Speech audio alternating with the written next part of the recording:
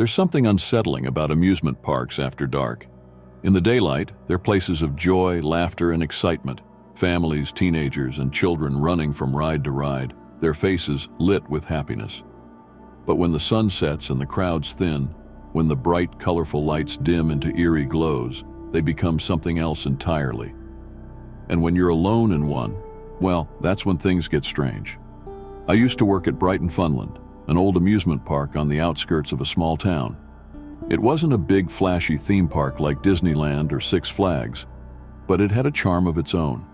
The kind of place where you'd find creaky wooden roller coasters, slow spinning carousels, and carnival games that looked like they hadn't been updated in 50 years. The park was open all summer, and for a teenager looking for summer work, it was perfect. I started working there the summer after my junior year of high school. My job was simple. I operated the Whirlwind, a spinning ride that left you dizzy and disoriented after just a few minutes. It was nothing fancy, but I liked the simplicity of it. Push the button to start, pull the lever to stop, and make sure the kids didn't puke all over the seats. The first few months were uneventful, just normal summer stuff. The park was always busy during the day, packed with families and teenagers. But there was one thing about the park that everyone knew, but no one talked about. You see, Brighton Funland had a history. It had been around for decades, and in that time, there had been a few accidents. A little boy fell from the Ferris wheel in the 1970s. A girl drowned in the pool under the log flume in the 1980s. And then there was the roller coaster. That was the one everyone whispered about. The Devil's Drop, a massive wooden coaster, had been shut down for years after someone, a teenager, had disappeared. People said he fell from the coaster, but they never found a body. Just gone. No one rode the Devil's Drop anymore. It sat there, looming over the park like a ghost of its former self, rotting and forgotten. It was late August when things started to get weird. The park was winding down for the season, and the crowds had thinned. The once bustling pathways were now quiet, with only a handful of visitors trickling in each day. Most of the staff had gone back to school or quit, leaving only a skeleton crew to finish out the last few weeks. That's when I started noticing things. The first night it happened, I was locking up the Whirlwind after closing. The sun had just dipped below the horizon, casting long shadows across the park. I was the last one on duty, and as I turned the key in the lock, I heard it, a faint sound, like laughter. But not the kind of laughter you hear from happy families or kids on a ride. This was different. It was faint, distant, almost like it was coming from somewhere deep within the park. I stopped and listened, but the sound faded, leaving only the hum of the lights overhead and the distant creak of the Devil's Drop in the wind. I shrugged it off as my imagination and made my way to the employee exit.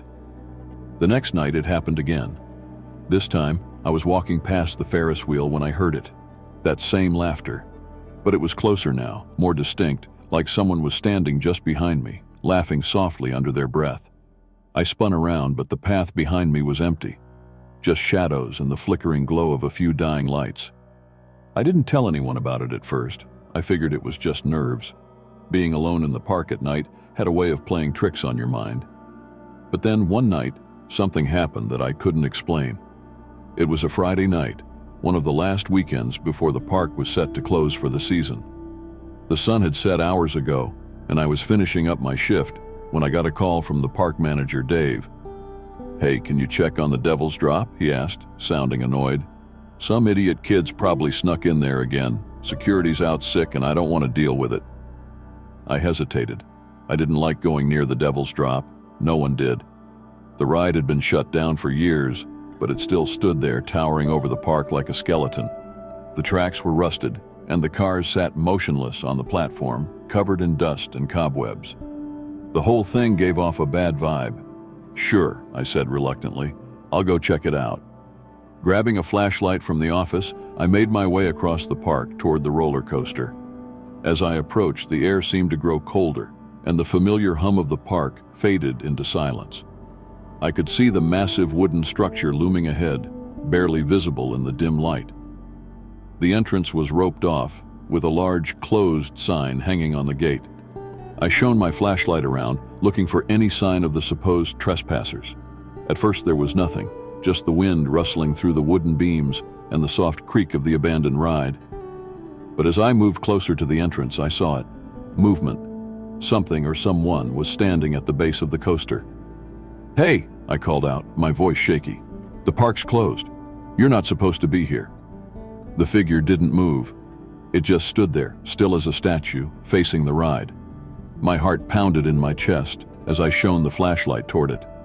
The light caught the edge of what looked like a red jacket, a flash of color in the dark. "Hello?" I called again, taking a cautious step forward. But as I approached, the figure suddenly moved, darting toward the coaster with inhuman speed. My breath caught in my throat as I watched it disappear into the shadows beneath the tracks. I stood frozen for a moment, my mind racing. Who the hell was that? No normal person could move that fast, and why were they heading toward the Devil's Drop? Against every instinct, I found myself moving toward the ride. Something about the figure had pulled me in, a strange compulsion I couldn't shake. As I reached the entrance, I noticed the gate was slightly ajar, the chain that had held it shut hanging loosely from the latch. Taking a deep breath, I pushed the gate open and stepped inside. The air was thick and heavy as I made my way toward the loading platform. The coaster loomed overhead, its skeletal frame casting long shadows in the moonlight. The wood creaked and groaned with every gust of wind, and the faint smell of rot hung in the air. My flashlight beam flickered as I swept it across the platform. The cars sat there, covered in dust, their once bright paint chipped and faded. I took a step forward, my heart racing in my chest. That's when I heard it again, laughter. But this time, it wasn't distant, it was right behind me. I spun around, my flashlight swinging wildly through the dark, but there was no one there, just the empty platform and the silent tracks. "Who's there?" I shouted, my voice cracking with fear. No answer. I turned back toward the ride, and that's when I saw it. The first car of the coaster was no longer empty. Someone was sitting there. I could see their silhouette, hunched over in the front seat, motionless. My blood ran cold as I stared at the figure. The dim light caught the edge of their jacket, a red jacket, the same red jacket I'd seen earlier. I took a step back, my breath coming in short gasps. Something was very, very wrong. "Hey!" I called out, my voice trembling. "The park's closed. You need to leave." The figure didn't move. It just sat there, silent, staring straight ahead. I took another step back, ready to bolt, when suddenly the ride came to life. The old rusted machinery groaned and clanked as the cars jerked forward, the sound of metal on metal echoing through the night. My heart leapt into my throat as I watched the coaster slowly climb the first hill, the figure still sitting in the front seat, motionless. There was no way this was happening. The ride had been shut down for years. The power was off. There was no one in the control booth, but somehow the coaster was moving, and it was climbing higher. My legs felt like lead as I watched the car disappear over the top of the first drop, plunging into the darkness below. The wind howled through the wooden beams as the cars rattled down the track, faster and faster, the sound growing louder with each passing second. But something was wrong. The coaster was moving too fast. The cars were shaking violently, the old wood creaking under the strain. Suddenly, the air was filled with the deafening sound of snapping wood. The tracks buckled and cracked, and before I could react, the cars flew off the rails, crashing to the ground below with a sickening crunch. I stumbled backward, my hands trembling, as the dust settled around the wreckage. The coaster lay in a twisted heap of metal and wood, the cars smashed beyond recognition. For a moment, everything was silent. Then I heard it. Footsteps. Slow, deliberate footsteps, crunching through the debris. I stared at the wreckage, my heart pounding in my ears.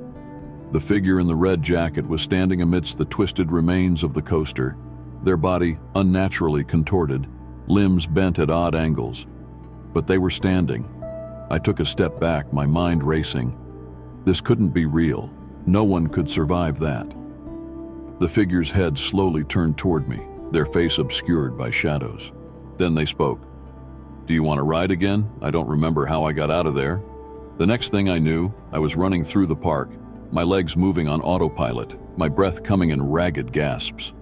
I didn't stop until I reached the employee lot and jumped into my car. I drove home in silence, my hands gripping the steering wheel so tightly my knuckles turned white. My mind was a blur, racing with thoughts that I couldn't process. Who was that figure? How had the ride started? What had I just witnessed? I didn't sleep that night. The next morning I called in sick. I couldn't go back to the park, not after what I had seen, but I couldn't stay away forever. After a few days, curiosity got the better of me, and I returned. The park was quiet, as always, and the Devil's Drop was still standing, silent and broken. There was no sign of the wreckage, no sign that the coaster had ever moved. I asked Dave about it, but he just shrugged. "The ride's been shut down for years," he said. "No one goes near it." I didn't push the issue. I didn't want to know the answer. But every time I pass by the park at night, I hear it, that faint, distant laughter. And I know, somewhere in the darkness, the Devil's Drop is waiting for its next rider.